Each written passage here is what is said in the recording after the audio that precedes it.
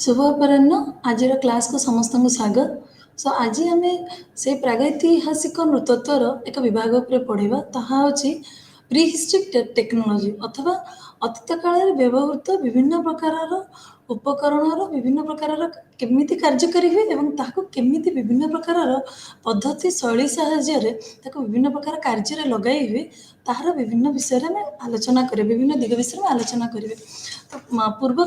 Class रे मु already आपण मानकु कहितली कि किभଳି हमर काल निरूपण करा जाय काल निरूपण करिवार विभिन्न प्रक्रिया मान। तो एबे आमे एई जो विषयटे पढ़िबा आपण माने बहुत गुडा जगह सुनिथिबे प्री हिस्ट्री माने पत्थर प्री हिस्ट्री माने पत्थर किंतु से पत्थरटा जे एक्चुअली पत्थर कि ताको केमिति किभଳି कामरे लगा जाउची एवं तार विभिन्न प्रकार प्रकार भेद विषय में आलोचना करिवे। तो प्रथमटे आपनको मु किछिटा तार मूल मंत्र देवी कि किसी कोर फैक्ट जोटा कि आपको डिस्कसन करी जहाँ उपरे कि टोटाली आप जो विभिन्न प्रकार उपकरण कि विभिन्न प्रकार प्रस्तर मानकर विभिन्न प्रकार कार्यकारी उपर आपण धारणा मिल जाव। प्रथम हूँ कोर कोर हूँ आम मुख्यतः आम कहू कौन यहाँ हूँ जितेबाला कौन कि आम जो गोटे र पत्थर कि आपड़ ये जो चारिड़े पड़ी देखी पहाड़ पाददेश जो बड़ बड़ पत्थर ताको आम कहू कोर। कोर माने कौन ये कोर रु ही आमे मुख्यतः आम विभिन्न प्रकार उपकरण मान व्यवहार करूँ कि टूल गुड़ा आम तैयारी करूँ। तो ये कोर विभिन्न प्रकार साइज थाए तार आकार अलग भिन्न तार व्यवहार भिन्न तार रंग भिन्न एवं तार भिन्न रंगरू भिन्न आकारु भिन्न प्रकार भेदर आम विभिन्न प्रकार उपकरण मान तैयारी करूँ। तेणु आम जितेबाला गोटे टूल तैयारी करूँ ता पूर्व आम बहुत जिन बाछिकी देखिकी नौ ये जो बड़ा बड़ा टूल बड़ा बड़ा पत्थर जमती कि चपर है हैंडेक्स है चपिंग है सब बड़ बड़ पत्थर ताको आम कोर टूल बोली कहू अथच मूल मूल पत्थर बोली कहू। एवं यार मुख्यतः आप जो देखिए बहुत भारी होता है ताको उठेला बेलू भी आपको लगे बहुत भारी बोली एवं पूराटा पत्थर आप देखिपे यहाँ आम जो कम लगू ताको टिके अलग आकार लगू कि मुख्यतः कोर माने हूँ मूल पत्थर बोली कहू। तापर आमर आसला फ्लेक अथवा सल्की फ्लेकटा कौन यहाँ हूँ सब छोट छोट चिप और छोट छोट खंड टुकड़ा सब बाहर कौन बाहर ये पत्थर को आम आइदर फोपाड़ देवु कि गोटे पत्थर को आउ गोटे पत्थर सहित माड़ करलु कि आम गोटे पत्थर को गोटे हाथुड़ी भाया बाड़ेबू। तो या बाहर एथर कौन हुए छोट छोट छोट छोट खंड विखंड हो बाहर बेले बेले आपण मैंने देखिए जो झरणा गुड़ार पाददेश जो पत्थर गुड़ा थी पानी स्रोत माड़ हे से पत्थर गुड़ार क्षय हो जाए सी गोटे अलग धरण जिनस किंतु एठी आम जिते गोटे हाथुड़ी भाया जिनस पत्थर हो बाड़ी हो अथवा आम विभिन्न प्रकार हाड़ हो या माड़ करूँ तार गोटे जगह जो माड़ हुए पॉइंट ऑफ इम्पैक्ट है। तेणु बहुत जोर से मारू से मारिबा पूर्व सेटा थाए गोटे पत्थर ताको जो मारू मारिला परे से छोट छोट सब सल्की मान बाहर। तेणु बेले बेले कौन हुए यही छोट छोट जो सल्की गुड़ा बाहर से सल्की गुड़ा को और अथवा से फ्लेक गुड़ा को स्क्रैपर पॉइंट बोरर बोरिंग बहुत जिन कहू ठीक अच्छे। तो ये छोट छोट फ्लेक गुड़ा को फ्लेक टूल भी कह जाए ठीक है। यार भी विभिन्न प्रकार आकार प्रकार अच्छी और या विभिन्न प्रकार काम भी व्यवहार कर आम आसवा फ्लेकिंग और सल्किंग पद्धति कहले कौन बुझा जाए फ्लेकिंग पद्धति माने आम कौन बुझू। सो यहाँ गोटे मेथड जो मेथड कि आम गोटे बड़ पत्थर रु अथवा गोटे टूल रु कोर टूल रु आम विभिन्न प्रकार छेला भाया करके बाहर करदू एवं ताकू आम काम लगे पारू। तो फ्लेकिंग टाक आम दुई प्रकार करूँ गोटे हूँ परकसन दैट मीन्स गोटे पत्थर सहित आउ गोटे पत्थर को एवं आउ गोटे को बाड़ेबा और आउ गोटे प्रेसर प्रेसर माने कौन गोटे पत्थर को आउ गोटे पत्थर को बाड़ेबा गोटे प्रेसर देना मुझे गोटे प्रेसर देवा ठीक अच्छे। तो जिते फ्लेक्टा बाहरी जाए अथवा छोट छोट छेला भाया बाहरी जीव गोटे बड़ पत्थर रु से कोरटार आमर छेला भाया बाहरी जीव से आम घसी घसी टूल भाया कर काम लगू। ତ ସେଇ ଯେଉଁ ଜିନିଷଟାକୁ ବାହାରେ ଯେତେବେଳେ ତାର ଯେଉଁ ଫ୍ଲେକ୍ରେ ଯେଉଁ ଉଚ୍ଚା ଉଚ୍ଚା ହେଇକି ଥିବ, ପୁରା ଭଲରେ ମାର୍କ କରୁଥିବ, ଏମିତି ଏମିତି ଗାର ଗାର ଭଳିଆ ହେଇକି ଥିବ, ତାକୁ କୁହା ଆମେ ପଜିଟିଭ୍ ବଲ୍ବ ପ୍ରକର୍ଷଣ ଓ ସଂଘାତ ସ୍ଥଳୀ। ଏବଂ ଆରଟା ଯେଉଁଥିରେ ମେନ୍ ଆମର ଯେଉଁ କୋର୍ଟାରେ ଯେଉଁ ଖାଲୁଆ ଭଳିଆ ଗାତ, କାହିଁକିନା ଗୋଟେ ଜିନିଷ ତ ଆମେ ଅଲଗା କରିଦେବୁ, ଧର ପଥର ଆମେ ଗୋଟେ ବାଡ଼େଇକି ଭାଙ୍ଗିଦେଲୁ, ମାନେ ଯେଉଁଟା ବାହାରି ଆସିଲା ସେଠି ଉଠା ହେଇକି ରହିଲା, ଯେଉଁଟା ବାହାରିକି ଅଲଗା ହେଇଗଲା ସେଟା ଖାଲ ଭଳିଆ ରହିଗଲା, ତାକୁ କୁହାଗଲା ନେଗେଟିଭ ବଲ୍ବ ପ୍ରକର୍ଷଣ। ତ ଏଇ ପ୍ରକାର ଆମର ଦୁଇ ପ୍ରକାର ଜିନିଷ ଆମେ ବିଭକ୍ତ କଲୁ। ବର୍ତ୍ତମାନ ଆମେ ଆଲୋଚନା କରିବା ଫ୍ଲେକିଂଟା କେତେ ପ୍ରକାର, ଏଇ ଯେଉଁ ସଲ୍କନ୍ଟା କେତେ ପ୍ରକାରର। ଗୋଟେ ହେଉଛି ପ୍ରାଇମେରୀ ଅର ପ୍ରାଥମିକ ସଲ୍କନ୍, ଦ୍ୱିତୀୟ ସଲ୍କନ୍, ଏବଂ ଆଉ ଗୋଟେ ହେଉଛି କଣ୍ଟ୍ରୋଲ ସଲ୍କନ୍। ତମେ ଟିକେ ଜାକି ଜୁକିକିନା ଯେଉଁଟା କରନ୍ତି। ପ୍ରାଇମେରୀ ସଲ୍କନ୍ କ'ଣ? ପ୍ରାଇମେରୀ ସଲ୍କନ୍ ଏଇଆ କି ଯେତେବେଳେ ଆମେ ଗୋଟେ କୋର୍ ଟୁଲ୍କୁ ଗୋଟେ ପ୍ରେସର ଦେଇକି ଗୋଟେ ଆକାର ଦେବା, ଏବଂ ସେ ଫ୍ଲେକ୍ ଗୁଡ଼ା ଯେଉଁ ବାହାରିବ, ସେ ଫ୍ଲେକ୍ ଗୁଡ଼ା ସବୁ ବଡ଼ ବଡ଼ ହେଇଥିବ,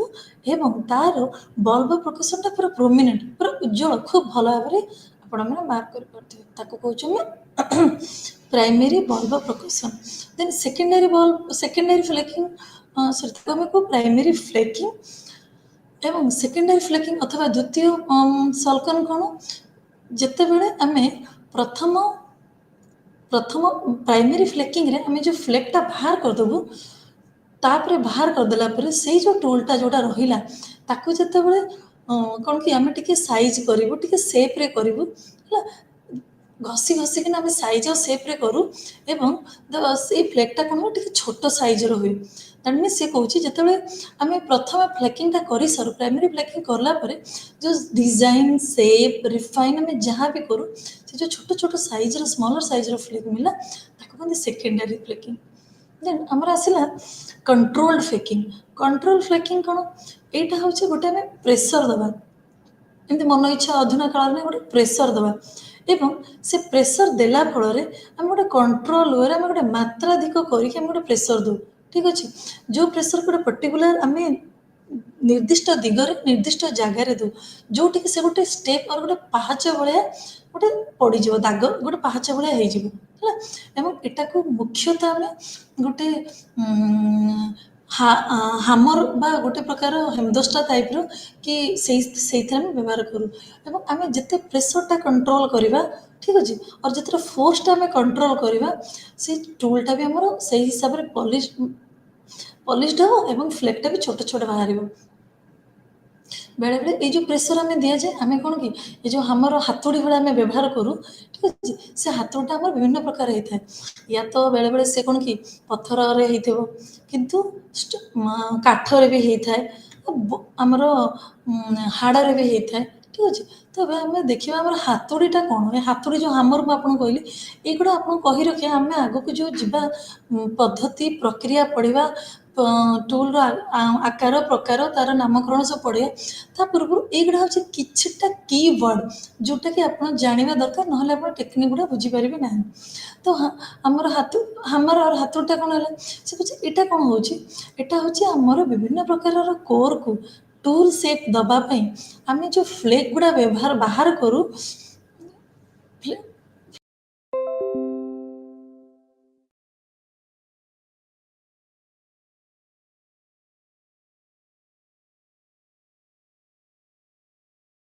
ଷ୍ଟ୍ରାଇକିଂ ପ୍ଲାଟଫର୍ମ କ'ଣ, ମାନେ କେଉଁ ଜାଗାଟାରେ ଯେଉଁ ମାରାଯାଏ ସେଇଟା କ'ଣ ବୋଲି କୁହାଯାଏ। ଏଇଟା ଗୋଟେ ସର୍ଫେସ୍, କାହା ଉପରେ ସର୍ଫେସ୍, ଏ ଯେଉଁ ପ୍ରଥମ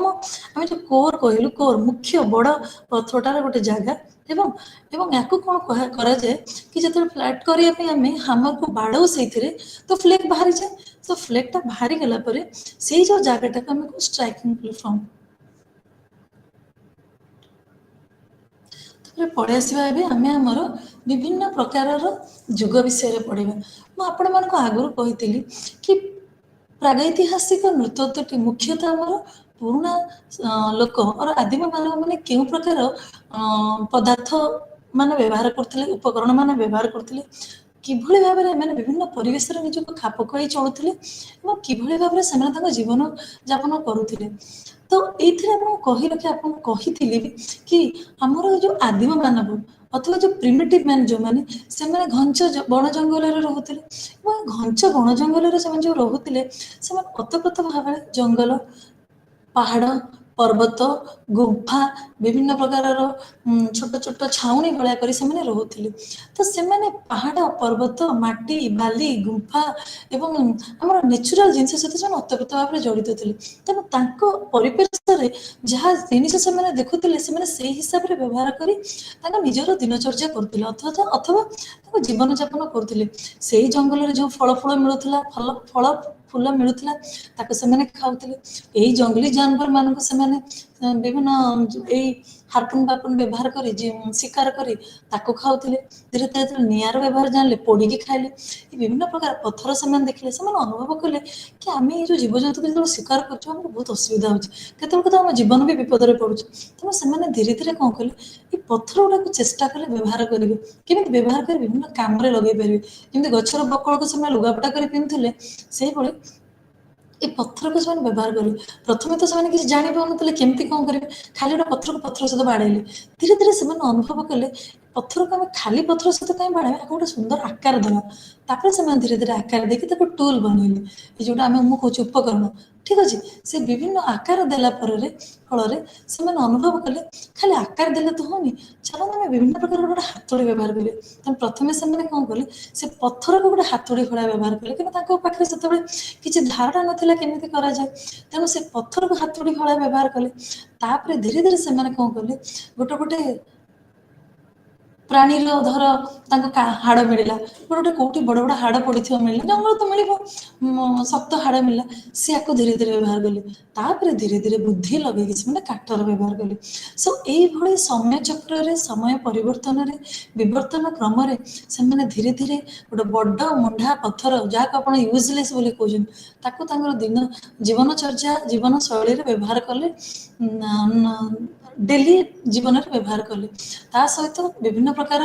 अन्य छोट छोट बुद्धि लगे नुआ नुआ उपकरण मान से बाहर कर जीवनचर्या कले एवं धीरे धीरे से मनीष जार बुद्धि कथा कहया जान ना बुद्धि को लगे से अधिक अधिक खाइबा निजपाई खाद्य संग्रह छड़ा किसी कर से मनीष धीरे धीरे निज जीवन जापन को खूब सरल सुबोध बनइला तो बर्तमान आम आसवा आमर विभिन्न प्रस्तर समय विभिन्न से जीवन जापन तो आम ये आलोचना करवानी कि विभिन्न प्रस्तर समय से क्यों भाव पद्धति व्यवहार कर क्यों उपकरण करुले तो से कौन हुए ये आमको खाद्य अभ्यास भी जना पड़ जाए यही आम धीरे धीरे आम प्रस्तर जुग जमीक प्रस्तर जुग पर आम आसला नुआ जुग देन आयरन जुग आम ब्रंज विभिन्न प्रकार आम जुग आसला किभली धीरे धीरे धीरे धीरे बदलला एमती तो मुझे जमी कही कि मनीष तो राति अधिया बदलानी कि बर्तनटा राति अधिया हेनी तेणु यही जो बर्तन आप देखुं ये जो चेंज ये जो इवोल्यूशन देखुं यहाँ सब हूँ मेटेरियल कल्चर यहाँ को सब मेटेरियल कल्चर कहते ताने युवा को से रिच थे तो प्रथम आमर टेक्निक हूँ एनविल टेक्निक और लिहार प्रविधि तार मीन्स होची ब्लॉक एंड ब्लॉक टेक्निक ये कौन हुए आमर से कौन करते जेहेतु आपको कही कि प्रथम से भावुले जीवन जापन केमी सरल करेंगे केमी गोटे किसी जिन करेंगे जो थे कि कौन कह जो जीवजंतु को मारे सुविधा शिकार करेंगे जो थे कि बड़ बड़ फल गुड़ा गछ जेहेतु उच्चता एवं ओजन बहुत अधिका भाया गच को चढ़ी पारे मणि माकड़ भाया तेणु से दूर निशानटा देखिए फलटा को झड़े पारे केमी घसिकी से निआ बाहर करेंगे खाद्य शस्य गुंड करेंगे मुंडे बहुत सारा जिन चलला धीरे धीरे हाथर व्यवहार से सब जिन कर तेणु से कौन कले गोटे बड़ पत्थर नेले एगेन्स्ट ताकू धरिकी आ गए बड़ पत्थर बाड़े बाड़े बाड़े चले गोटे को माटी ऊपर रखिले आउ गोटे को हाथ रखी बाड़े चले बाड़े धीरे धीरे बाड़े चले केते पर्यंत बाड़े जिते पर्यंत गोटे आकार न दि जाए आकार न दी जाए मैंने आप देखिए ये जो जिते आम मटी सब कंढे करूँ आप देखिए मटी को करा धीरे धीरे गोटे सेप दि जाए धीरे धीरे गोटे आकार दी जाए कि सुंदर कान सुंदर आखि ये जो आम ठाकुर मूर्ति सब तैयारी दुर्गा पूजा गणेश पूजा आप एमती खाली मटी पिंडोलाटा देखिए जो से मूर्तिका शिल्पी धीरे धीरे गोटे सुंदर मुह बेक गाल ओठ अंटा सब धीरे धीरे कि चुट्टी सब कर हाथ सब धीरे धीरे कर चलो सुंदर आकार दब तापर देखिबे से मूर्तिटी से ठाकुरंकर हुंतु कि ठाकुराणी हुंतु केडे सुंदर दिखे ये सेमती से माने एते तो जिंस बुझी नथिले कि से माने भाबुथिले हमको एक गोटे काम रे लगे रही जोटा कि मैं हाथ लगे कि मैं व्यवहार करि पारे बाडै बाडै बाडै ताको गोटे प्रतिटूल आकार रे सेप रे तयारी कले जोटा को कि से माने काम रे लगे पारिबे ठीक अछि तो सेइथरो से माने कौन कि जानी पार नथिले कि सेथरो सब बड़ बड़ पत्थर खंड बाहरी गले कि एठी ना कौन जो फोर्सटा दिया होची तार कंट्रोल ना एमानकर किछि धारणा कि कोपटे मारले किछि ठीक रे बाहरी ना एमाने कौनसी प्रकार डिग्री जानिथिले ना कोन जानिथिले तो बड़ बड़ बाडे बाडे बड़ बड़ पत्थर सब पाइले खंड सब पाइले पत्थर को बाडे के खंड सब तयारी कले एवं सेही खंड गुडा हला फ्लेक गुडा जोडा बहुत लार्ज और मैसिव रहिला एवं सेथरे सब बड़ बड़ बल्ब पड़ी माने पूरा मार्क करि पारे अपन ढेउंड भलिया हेतिबो ठीक अच्छे किंतु से एमिति जो कोरटा रहा सेठी भी आप देखिए पूरा डीप खालुआ खालुआ बल्ब प्रकर्षण भी रहा से भीतर सेटा हला पॉजिटिव प्रथमटी फ्लेक रे जोटा देखाला एवं एठी देखाला नेगेटिव तो ये जो पत्थरटी है एथर किछि हम अलग किछि काम करनी खाली सीधा से माने बाड़े की बाहर कले तो एथरे हम विभिन्न प्रकार जेमति कि चॉपर चॉपिंग हैंडी से विभिन्न प्रकार बाहरला एठी देखंतु ए जो चित्रटा आपन को देखा हैछि ए जो चित्रटी एटा होछि सेही पद सर ये जो तल जो चित्रटी ए तल जो चित्रटी ये चित्रटी होछि सेही पद्धति रे देखंतु से केमति गोटे पत्थर धरछि आ गोटे पत्थर धरछि एटा को एमिति भी करा हबो एटा को धर ए पत्थरटा को से तळे रखि दैछि एटा को तळे रखि दैछि तापर ताको बाडौछि बाडे बाडे बाडे बाडे बाडे बाडे ताको गोटे आकार रे ए देखंतु ए जो खंड खंड खंड खंड होइछि एटा को कहउछन्ती हमरो सब जो हमरो फ्लेकिंग हे गेला तापर खालवाटा को हमरो कहू हमें नेगेटिव बल्ब परकशन ये जो उठा उठा देखा एटा पॉजिटिव एवं ता हाथ रे जदी बाहरला फ्लेक किछि एटा तो देखा जायनी सेटा को हम फ्लेकिंग बोली कहउछु तापर आसला हमरो स्टोन हैमर अथवा डायरेक्ट परकशन टेक्निक कि प्रस्तर हाथोड़ी प्रविधि ठीक अछि तो एटा होछि बहुत पुराना प्रविधि एवं याको हमरो प्रविधि एवं याको हमरो प्री हिस्टोरिक पीपल और अथवा हमरो पुराना लोक माने को बहुत व्यवहार करथिले ता माने कोन एथिरे कोन होतला गोटे हाथ रे पत्थर धरुथिले एवं आ गोटे हाथ रे से माने कोन करूथिले ताको हमरो हैमर वाला व्यवहार करथिले ता माने होछि देखो हम आपन चित्र देखै दोछि एठी देखंतु एटारे हमें तले रखिबो आ गोटे व्यवहार करियो एथिरे कोन होतला से गोटे हाथ रे धरुथिले पत्थरटा को आ गोटे हाथ को से हाथुड़ी भला करके सेतर मारुथिले एवं गोटे देखंतु ए जो जगह रे से मारुथिले एटा को कहउछन तांगर ए जगह को हमें कहउछु जो कि जो जगह को हम प्रेशर अप्लाई करू ठीक अछि तो एथिरे से कोन करथिले गोटे हाथ रे धरुथिले आ गोटे हाथ रे को आगोटे हाथ रे जो पत्थर धरते हाथोड़ी वाला करके मारुथिले कहीं से चाहते गोटे प्रॉपर शेप हो जोटा कि हम पूर्व फ्लेकिंग टारे ब्लॉक एंड ब्लॉक टेक्निक रे सेथरे से प्रॉपर गोटे पाउनथले तो एटा कोन होतला से दी पटे मारथिले हला दुई पटे साइड रे बाडुथिले एपटे एम धर धर के बाडेले दुई पटे साइड रे बाडेले तो एथरे कोन हेगला ना दुई पटे साइड रे हमरो सेलका गुडा बाहरला और फ्लेक गुडा दुई पटे साइड रे बाहरला सेलका गुडा ठीक अछि तो एटा कोन गोटे जिगजैग भलिया और अदर दी पट साइड रे जेंति धारा कटिंग बडा हेगी देखा गला एवं एथे भी प्रोमिनेंट बल्ब प्रकर्षण देखा गला तो ए टेक्निक को काहे की यूज करे जे से कुछ टेक्निक को अवेलेबल इन हैंडेक्स है this technique was used for making available in handaxes तयारी पे को व्यवहार करे जे एवं एथे जो प्रेशर टा दिया होची ताको कहउछन डायरेक्ट परकर्षण जो मु देखेली आपन को जो जगह रे ए जो जगहटी ए जो जगह एटा को कहउछन डायरेक्ट बल्ब परकर्षण वर्तमान हमें आसीबा सिलिंडर हैमर और हॉलो हैमर टेक्निक ठीक सिलिंडर हैमर और हॉलो ना हमें जो सिलिंडर वाला हाथोड़ी कि मैं एमते फंपा हाथोड़ी रे मैं व्यवहार करू तो म आपन मान को प्रथम रू भी कहि हाथोड़ी माने से माने को प्रकार यूज करथिल हमरो जो लोहा काठर ने से माने आइदर से माने कोन सतबा जहाज मिलुथिला आइदर से माने विभिन्न प्रकार पत्थर और विभिन्न प्रकार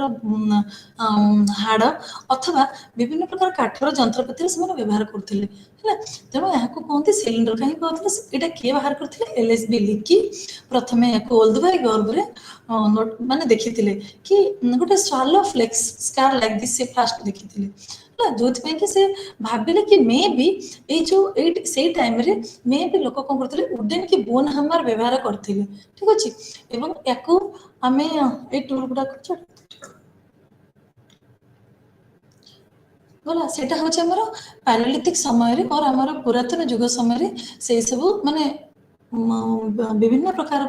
ପଦ୍ଧତି ଗୁଡ଼ା ଆମେ ବ୍ୟବହାର କରୁଥିଲୁ ଆମର ବିଭିନ୍ନ ପ୍ରକାର ପଥରକୁ ଆଉ ଉପକରଣକୁ ବିଭିନ୍ନ ସାଇଜ ଆଉ ଆକାର ପ୍ରକାର ଦେବା ପାଇଁ। ବର୍ତ୍ତମାନ ଆମେ ମଧ୍ୟଯୁଗ ପଳେଇ ଆସିଲେ। ତ ଏଇଠି ଗୋଟେ ଟେକ୍ନିକ୍ ହେଲା କ୍ଲାକ୍ଟନିଆନ୍ ଟେକ୍ନିକ୍। ଏଟା ପ୍ରି ହିଷ୍ଟ୍ରିକ୍ ସମୟରେ ବ୍ୟବହାର ହେଉଥିଲା। ଏଇଟା ଗୋଟେ ଜାଗା କ୍ଲାକ୍ଟନ୍ ଅନ୍ ସି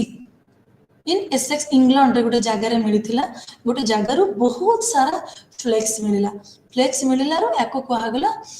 ତା ନାଁ କୁହାଗଲା କ୍ଲାକ୍ଟୋନିଆନ୍ ଟେକ୍ନିକ୍ ବ୍ୟବହାର। ଏଇ ଯୋଉ ଫ୍ଲେକ୍ ଗୁଡ଼ା ମିଳିଲା ଏଇ ଫ୍ଲେକ୍ଟା ଏଇ ଟେକ୍ନିକ୍ରେ ବ୍ୟବହାର କରାଯାଇଛି ବୋଲି ତାକୁ କ୍ଲାକ୍ଟୋନିଆନ୍ ଟେକ୍ନିକ୍ ବୋଲି କୁହାଗଲା। ତ ଏଇ ଟେକ୍ନିକ୍ରେ କ'ଣ ହେଇଛି ଖାଲି ଫ୍ଲେକ୍ଟା ବାହାର କରାହବ ଏବଂ ତାକୁ ଡାଇରେକ୍ଟ ଆମେ ଯୋଉ ହାତୁଡ଼ି ଅଥବା ଆଙ୍ଗେଲ ଟେକ୍ନିକ୍ରେ ବ୍ୟବହାର କରି ଫ୍ଲେକ୍ଟା ବାହାର କରିବୁ। ଏବଂ ଏଇ ମିଡିଲ ପାଲୋଥିକ୍ ସମୟରେ ବହୁତ ଆମେ ଫ୍ଲେକ୍ ଟୁଲ୍ ଦେଖିବା ପାଇଁ ପାଇଲେ। ଠିକ୍ ଅଛି। ତ ସେ କହୁଛି କ'ଣ ସବୁ କ୍ୟାରେକ୍ଟର୍ସ ଥିଲା। ସେ ଫ୍ଲେକ୍ ଗୁଡ଼ା ସବୁ ବଡ଼ ବଡ଼ ଥିଲା, ଲାର୍ଜ ମାସିଭ୍ ପୁରା ମୋଟା ମୋଟା ଥିଲା ଏବଂ ସେଥିରେ ଯୋଉ ମାଡ଼ ହେଉଥିଲା ଯୋଉ ବଲ୍ବ ପର୍କସନ୍ ରିମୁଭ୍ ପରେ ସେଗୁଡ଼ାକ ବି ବଡ଼ ବଡ଼ ଦେଖାଯାଉଥିଲା ଏବଂ ଧାଗ ଧାଗ ଧାର ଭଳିଆ ଦେଖାଯାଉଥିଲା। ଯୋଉ ମାନେ ବାଡ଼ା ଯାଉଥିଲା ଯୋଉଟା ଷ୍ଟ୍ରାଇକିଂ ପାର୍ଟ ଯୋଉଠି ବାଡ଼ା ଯାଉଥିଲା ସେମାନେ ଗୋଟେ ପ୍ରପର ଆଙ୍ଗେଲରେ ମାରୁଥିଲେ। 100 ରୁ 120 ଡିଗ୍ରୀ ଭିତରେ ଗୋଟେ ଆଙ୍ଗେଲ ମାରୁଥିଲେ ଏବଂ striking platform remains unflaked and retains original surface. ସେ ଯୋଉ ଜାଗାଟାରେ ମାଡ଼ ହେଉଥିଲା ଧର ଏଇଠି ମାଡ଼ ହେଲା ଏଇଠି ତ କେବେ ଭାଙ୍ଗିବନି। ଯୋଉ ଜାଗାଟା ଆପଣ ଦେଖିବେ ବାଡ଼େଇବେ ସେଇ ଜାଗାଟା ଠିକ୍ ଥିବ, ତାର ପ୍ରେସରରେ ତାର ଧାରରୁ ଛୋଟ ଛୋଟ ପଥର ଖଣ୍ଡ ଗଳି ପଡ଼ିବ ହେଲା। ଏବଂ ଏଇ ଟେକ୍ନିକ୍ରେ ଯୋଉ ବି ଆମର ସେ କହୁଛି ଏଇ ଟେକ୍ନିକ୍କୁ ଆମେ କ'ଣ ପାଇଁ ବ୍ୟବହାର କରୁ, ଲାର୍ଜ ୟୁନିଫିସିଆଲ ସ୍କ୍ରାପର ଏବଂ U and V shape cleaver ପାଇଁ। ଏଇ ଟେକ୍ନିକ୍ରେ ଆମେ ସ୍କ୍ରାପର ଆଉ U and V shape cleaver ଆମେ ତିଆରି କରିପାରିବା। ତେଣୁ ଆପଣ ଦେଖନ୍ତୁ ପାଲିଓଲିଥିକ୍ରେ ଆମେ ଯୋଉ ପଥର ଗୁଡ଼ା କଲେ ପୁରା ଡାଇରେକ୍ଟ ଆଣି କାଠ ବାଡ଼େଇ ପଥର ବାଡ଼େଇ କରୁଥିଲେ। ଏବେ ଧୀରେ ଧୀରେ ତାଙ୍କର ସାଇଜ ଚେଞ୍ଜ ହେଲା, ଆଙ୍ଗେଲ ଚେଞ୍ଜ ହେଉଛି। ଧୀରେ ଧୀରେ ସେମାନେ ଟିକେ ଟିକେ ପଲିଷ୍ଟ ହେଉଛନ୍ତି। ସେଠି ପୁରା ର ପଥର ବ୍ୟବହାର କରୁଥିଲେ, ଏଇଠି ସେଇ ପଥର ଯୋଉ ଫ୍ଲେକ୍ ଗୁଡ଼ା ବାହାରିଲା ଏଇଠି ସେଇ ଫ୍ଲେକ୍ ଗୁଡ଼ାକ ସେମାନେ ପଲିସ କଲେ। ଦେନ୍ ତାପରେ ଆସିଲା ଆମର ଲେଭୋଲେସିଆ ଟେକ୍ନିକ୍। ଏଇ ଟେକ୍ନିକ୍ଟାକୁ କାହିଁକି ନାମ ଏମିତି ଦିଆହେଇଛି ବିକଜ ଏ ଜାଗାଟା ହେଉଛି ଲେଭୋଲସ୍ ଗୋଟେ ଜାଗା ଥିଲା ଫ୍ରାନ୍ସରେ, ସେଉଠୁ ମିଳିଥିଲା ସେଥିପାଇଁ ତା ନାଁ ଦିଆଯାଇଛି। ତ ଏଇଥିରେ କ'ଣ ହେଲା ଏଟାକୁ ଆଗରୁ ଫ୍ଲେକ୍ଟାକୁ ତିଆରି କରି ରଖାଯାଇଛି। ସେ କହୁଛି ଏଟାକୁ ଧୀରେ ଧୀରେ ଆମେ ଗୋଟେ ମାନେ କ'ଣ କି ଡ୍ରେସିଂ ଭଳିଆ କଲେ କି ଏଇଥିରେ ଯେତେବେଳେ ଆମେ ଫ୍ଲେକିଂଟା କରାହେଇଯିବ ସେ ଯୋଉ ମୁଖ୍ୟ ମୂଳ ପଥରଟା ମୂଳ ଟୁଲ୍ଟା ଗୋଟେ ରାଉଣ୍ଡ ସେପ୍ରେ ଗୋଟେ ଗୋଲାକାର ଦେଖାଯିବ ଏବଂ finally from the prepared starting a blow is given to remove the flake. ଆଗ ଗୋଟେ ତିଆରି କରିକି ରଖାଯିବ ତାପରେ ଗୋଟେ ଝଟକା ଦିଆଯିବ ଯୋଉଥିରେ କି ଫ୍ଲେକ୍ଟା ଆମର ବାହାରିବ। ଏଇ ଟେକ୍ନିକ୍ଟାକୁ ଆମେ 3ଟି ଷ୍ଟେଜ୍ ଥାଏ। କ'ଣ ଫାଷ୍ଟ ହେଉଛି ଆମେ ଗୋଟେ କୋର୍କୁ ତିଆରି କରିବା, ରେଡି କରିକି ଗୋଟେ ସେଫ୍ ସାଇଜରେ ରଖିବା।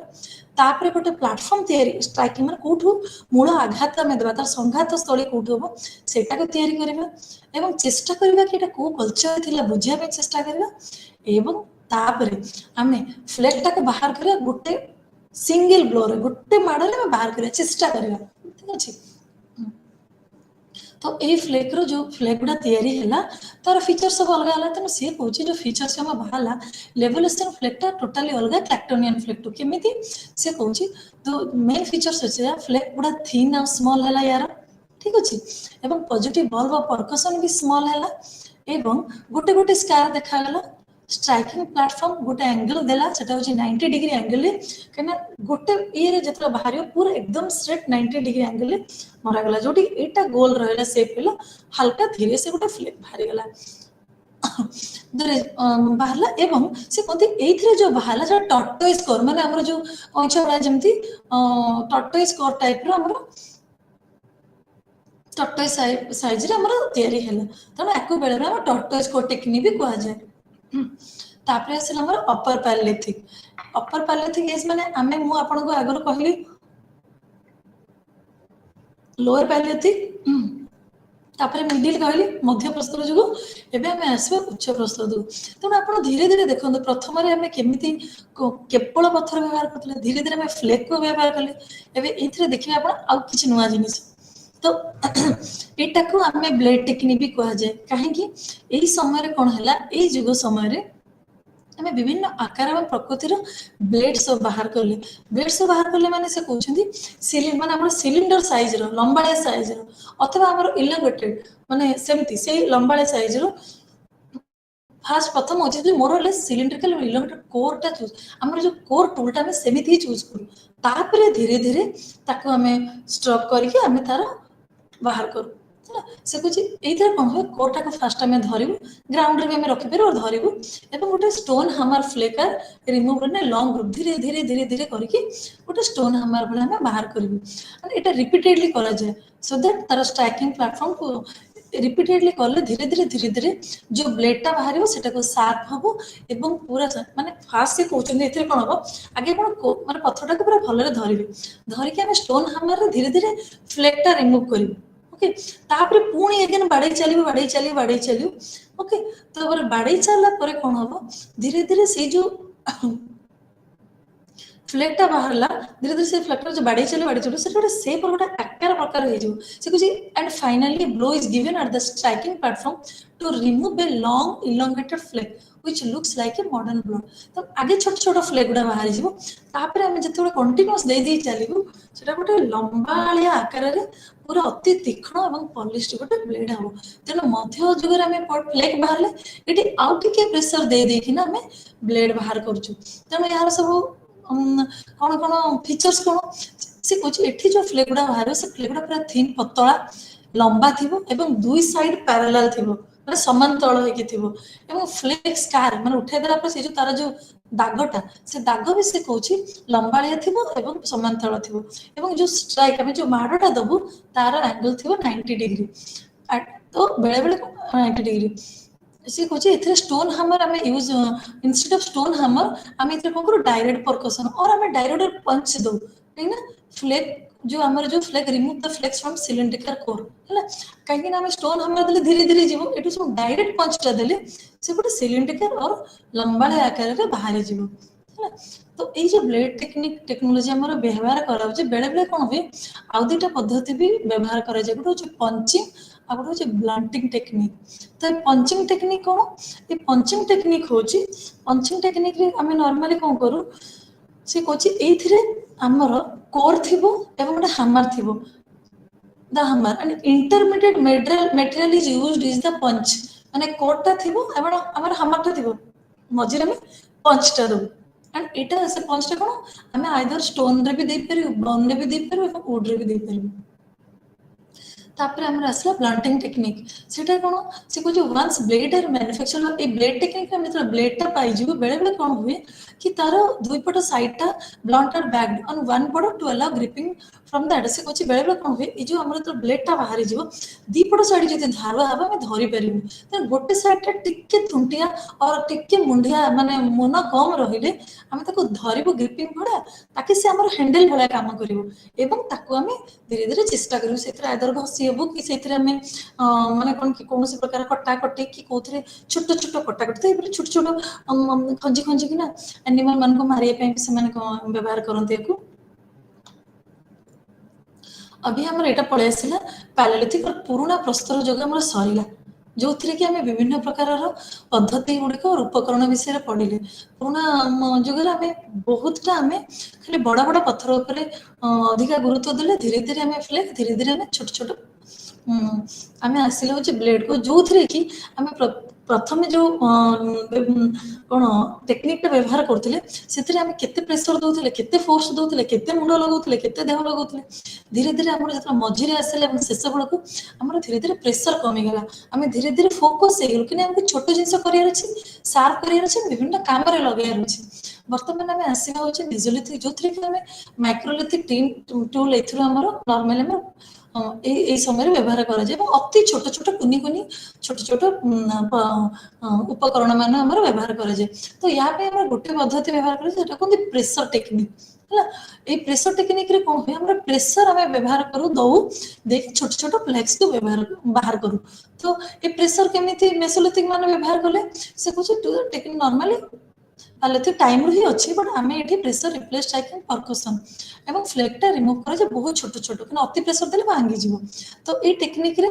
कौन हुए आम डायरेक्ट कांटेक्ट करूँ कोर रे कोर मैंने जो मेन पत्थर सहित आम डायरेक्ट कांटेक्ट करूँ एवं हार्ड प्रेस करके कौन करूँ आम सरुआ पतला छोट फ्लेक बाहर करूँ एंड एटा केमिति हमर से कुछ it is understood that only some types of rocks can be used for making tools by using this method এই जो methodology टा ଆମେ यूज करले प्लस एथिरे हम बहुत कम पत्थर को व्यवहार करबे हम सब पत्थर को एथिरे व्यवहार करि परिबा नाही ठीक अछि स्मॉल माने एथिरे हम कोन करू छोटे छोटे ब्लेड माइक्रो ब्लेड हैला ए टेक्निक अप्लाई करा जाय हैला एवं यहाँ को ब्लेड टेक्निक भी कहा जाय instead of striking the core with hammer hammer पर हम न करके हम छोटे छोटे स्लो प्रेशर में करि परिबा एवं से कुछ रिपीटेड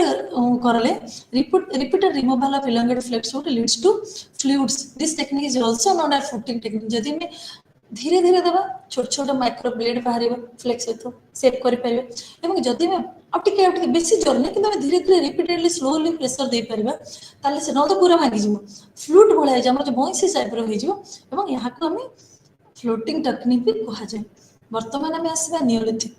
अथवा नुआ जुग तो नियोलिथिक रे आमे कोन व्यवहार करू घर्षण पद्धति अथवा ग्राइंडिंग एवं पॉलिशिंग ठीक है तो ग्राइंडिंग एंड पॉलिशिंग रो आपण माने बुझी पारथु आमे एथरे ग्राइंड करिया पे विभिन्न प्रकार पत्थर को आम ग्राइंड करने व्यवहार करूँ बोले आम टेक्निक व्यवहार करूँ तो ये कौन हो से कहूँ विभिन्न प्रकार पत्थर मिलला जो जो पत्थर गुड़ाक आम कौन कलु धीरे धीरे माने कौन कि विभिन्न प्रकार पद्धति लगे आइदर गोटे पत्थर सहित पत्थर को घसिकी और आइदर विभिन्न प्रकार आकार प्रकार देखिकी से कहूँ जो रफ एज गुड़ा ब्लंट करागला बाय पेकिंग टेक्निक रे धीरे धीरे आम फ्लेक गुड़ा बाहर करी फ्लेक गुड़ा बाहर करदेलु करके तार जो दुईटा धार अच्छे ताको आम गोटे समान आकार रे एवं गोटे मसुण करिया पे हमें ताको घसिकी टेक्निक रे बाहर करू तो ग्राइंडिंग एंड पॉलिशिंग टेक्निक कौन कौन व्यवहार करे गोटे हूँ फ्लेकिंग गोटे हूँ पेकिंग गोटे हूँ ग्राइंडिंग एंड आ गोटे हूँ पॉलिशिंग मैंने आम सल्फीकरण करागला एवं पेकिंग करागला एवं ग्राइंड करागला एवं मसुण करागला तो ये केमी कर फ्लेकिंग कौन कर do get the desired shape and size आम जो गोटे कोर टूल नेलु ताको धीरे से बाड़ेलु तो गोटे प्रॉपर साइज रे ना एमती जेमती साइज पत्थर मिली आमको से मन पाइबनी तो आम धीरे धीरे मारिकी गोटे प्रॉपर साइज रे पाइबू साइज रे पाइकी कौन करूँ ना पेकिंग करूँ माने तार जो जगह गुड़ा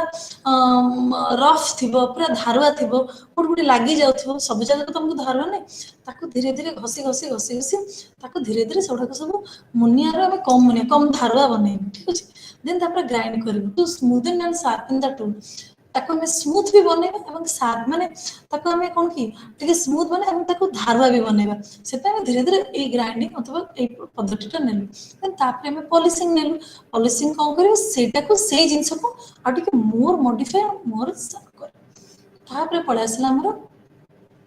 आ गोटे पद्धति ताको कहउछन सेरामिक टेक्नोलॉजी एटा केते आरंभ होइतला से नियोलिथिक पीरियड रे आरंभ होइतला जदि आको मेसोलिथिक रु भी आरो किछटा अंश विशेष मिली छी तो मेनली एटा नियोलिथिक समय हैला एवं मेसोलिथिक तो पोस्ट नियोलिथिक हाँ नियोलिथिक रो हैला एवं एहा किछि दिन टू चालकोलिथिक रे भी किछि दिन थिला तार रिमेन्स गुडा ओके तो से कौन कला ये जो पद्धति हिसाब से आमर जो विभिन्न प्रकार पटेरी तैयारी और अथवा माटी पात्र तैयारी होछि ताहार विभिन्न प्रकार आकार प्रकार तो आपण माने प्रथमे देखंतु पत्थर जुग पत्थर पत्थर हार्ड पत्थर पत्थर आम फ्लेक चुई चुई पत्थर तापर आम आउ छोट छोट ब्लेड्स पाइले तापर आम कि धारुआ मुनिया कर घर्षण मसुण कले देन तापर आम आसिले पात्र सब पटेरी सब तो क्ले प्रिपेरेसन अथवा माटी को केमती हमें प्रिपेयर करुचे तैयारी करुचे तो usually clay for pot making कौठु आमर आमे पाऊ से कुछ आमे या तो नदी कूलरू और अथवा बड़ बड़ ह्रद पाखरु आमे एई क्ले गुडा हम पाऊ ये जो ये तैयारी करे पे तो ये क्ले गुडा कौन हुए ये क्ले रे बहुत आपण देखिए बहुत मिनरल थाए ठीक अच्छे मिनरल थाए तो ये क्ले गुडा को आमे ओ करिवु तार मिनरल गुड़ा एत मिनरल था तो ये आम कौन करूँ तार जो नड़ा कुटा छोट छोट गुड़ी पत्थर जोटा मिक्स होता बाहर करूँ बाहर करके कौन कर मिक्स करके एमती मिक्स करूँ जमीती कि तार गोटे कंसिस्टेंसी हम जमी आम केक तैयारी कला बैटर तैयारी करती बैटर तैयारी करके देखिए से बैटर ना पूरा पतला ना पूरा हार्ड गोटे मीडियम कंसिस्टेंसी हम से कंसिस्टेंसी प्रॉपर हम केकटा आप सफ्ट हेनी तेनाली सेमती गोटे से गोटे माने गोटे कौन कि गोटे डफ भाया तैयारी कला हाथ तैयारी सेप देवे आ गोटे हूँ से व्हील और अथवा ଗୋଟେ କାଠର ବାଡିରେ ପିଟି ପିଟିକି ଆମେ ତାକୁ କଣ କରିବା ବାଡେଇବା ଆଉଟ ସାଇଡରେ ବାହାରେ ବାଡେଇବା ଏବଂ ତାକୁ କଣ କରିବା ଭିତରେ ଆଉଟ ସାଇଡରେ ବାଡେଇକି ବାହାରେ ଭିତରେ ତାକୁ କଣ କରିବା କଣ କି ଗୋଟେ ପଲିସର ସାହାଯ୍ୟରେ ଭିତରେ ତାକୁ ଟିକେ ଷ୍ଟ୍ରେନ୍ଥ ଦେବା ଏବଂ ତାକୁ ଟିକେ ଫ୍ଲାଟ ଭଳିଆ କରିଦେବା। ତ ଏଇ ମେଥଡରେ କଣ ହବ ଆମେ ବେଳେବେଳେ ବାସ୍କେଟ କିମ୍ବା ଗୋଟେ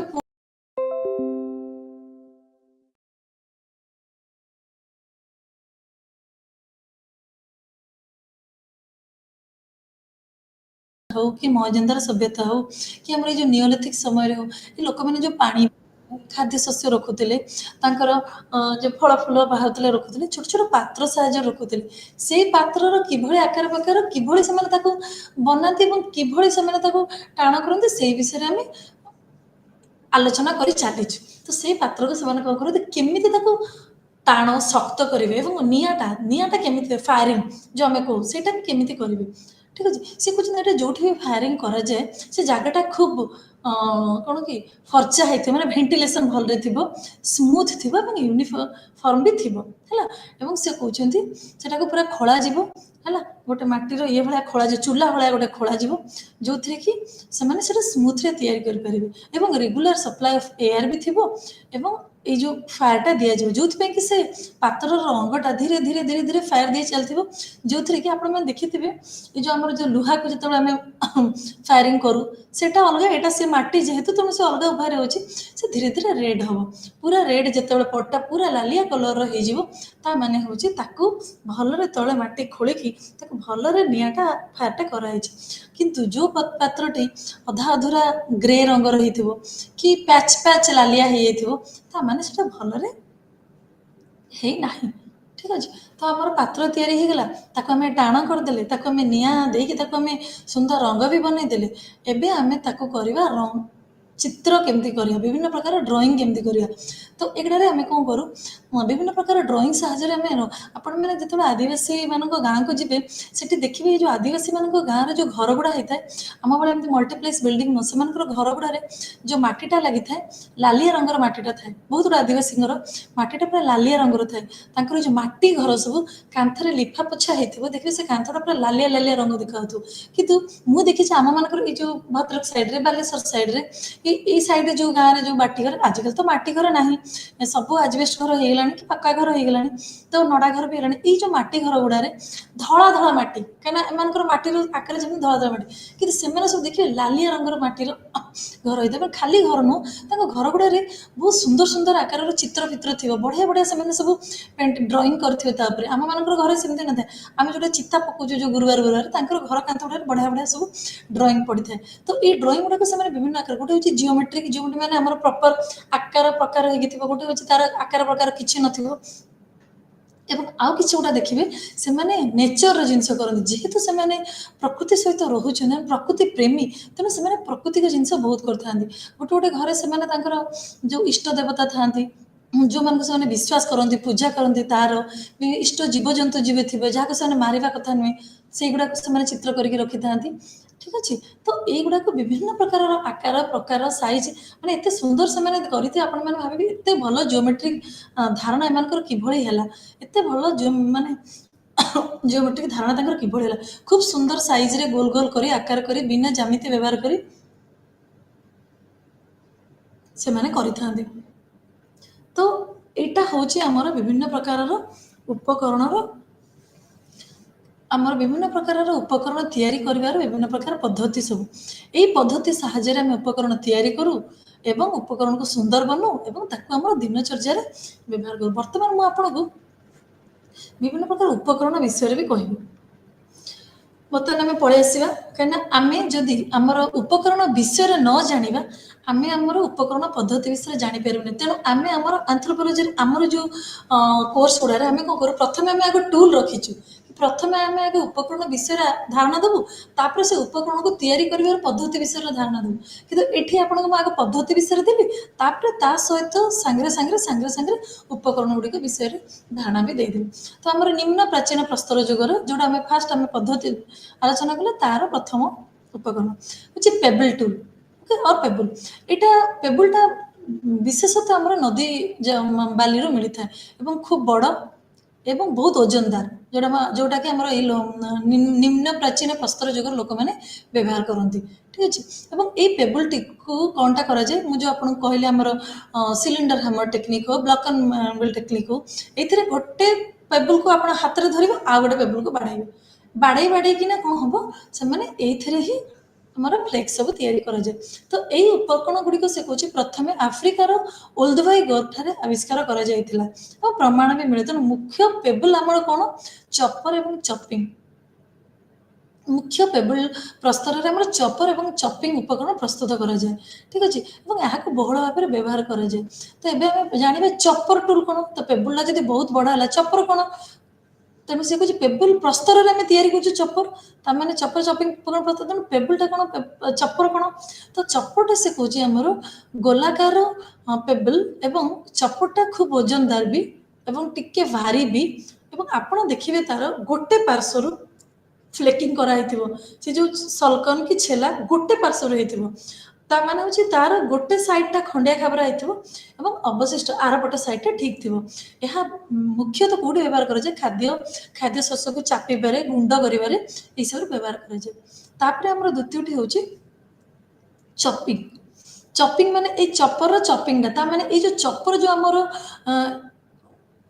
ହେଲା, ଏଇ ଯେଉଁ ପେବୁଲରେ ଆମର ଏଇଟା ତିଆରି ହେଇଛି, ଏ ବଡ଼ ପେବୁଲ ମାନେ ବଡ଼ ପଥରରେ, ଚପିଂଟା କ'ଣ, ଧର ଚପର ଆମର ଗୋଟେ ସାଇଜରେ କଟା ହେଇଥିବ, ଚପିଂଟା ଆମର ଦୁଇ ପଟ ସାଇଡରେ ଛେଲା ହେଇଥିବ। ସେଇ ଯେଉଁ ଛେଲାଟା ଏପଟ ସାଇଡରେ ବି ହେଇଥିବ, ସେପଟ ସାଇଡରେ ବି ହେଇଥିବ, ସିଏ ବି ସେଇ ମାନେ ଏଇଥିରେ କ'ଣ ଆମେ ଆହୁରି ଅଧିକା ପ୍ରେସରରେ କରିପାରିବା, କାହିଁକିନା ଯେହେତୁ ଦୁଇ ପଟ ସାଇଡ ଅଛି ନା, ଦିଟା ଧାର ଲାଗିବ, ଏହାକୁ ବାଇଫିସିଆଲ ବି କୁହାଯାଏ। ତ ଏଥିରେ ଆମେ ଖାଦ୍ୟ ଶସ୍ୟ ସହିତ କଞ୍ଚା ମାଂସକୁ ବି ସେ କହୁଛି ଚାପିବା ପାଇଁ ଏହାକୁ ବ୍ୟବହାର କରିପାରିବା। ତାପରେ ଆସିଲା ରୋଷ୍ଟକାରିଣୀ। ତ ଏଇଟା କ'ଣ, ଏଇ ଉପକରଣଟି ଆମର ନର୍ମାଲି ସେ କହୁଛି ବହୁତ ଆଗରୁ ଥିଲା ହେଲା। ଖଣ୍ଡିଏ ପ୍ରସ୍ତରରୁ ଅଳ୍ପ କେତେ ଖଣ୍ଡ ସଲକନ ଛଡ଼ାଯାଇ